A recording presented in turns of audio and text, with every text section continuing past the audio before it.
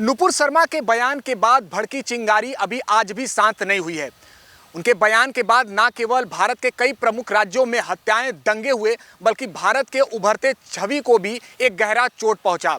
और अब एक और बीजेपी विधायक के विवादित बोल। मोहम्मद पैगंबर पर तेलंगाना से बीजेपी के विधायक टी राजा सिंह ने एक विवादित टिप्पणी की है।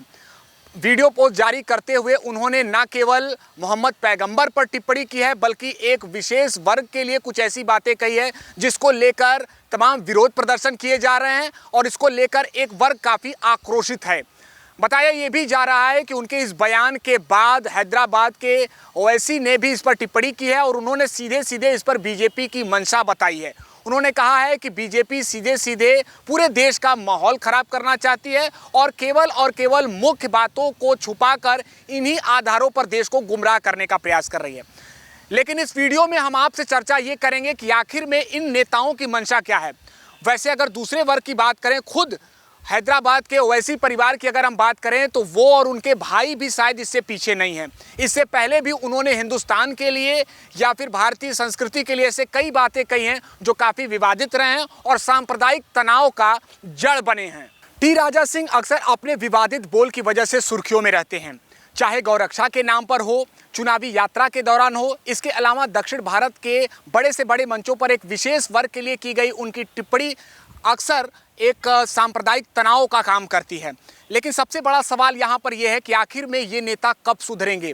इससे पहले आपने देखा कि नुपुर शर्मा के बयान के बाद न केवल देश में माहौल बिगड़ा, बल्कि बाहर भी इसको लेकर भारत के खिलाफ कई प्रकार की कार्रवाई भी की गई।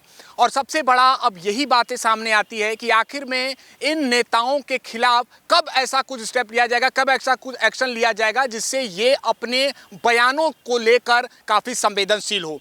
प्रधानमंत्री नरेंद्र मोदी ने भी लाल किले से संबोधन में स्पष्ट कर दिया था कि देश के विकास के मार्ग पर सबका योगदान जरूरी है और इसके लिए आवश्यक है कि सभी एकता के धागे में बंधे हों।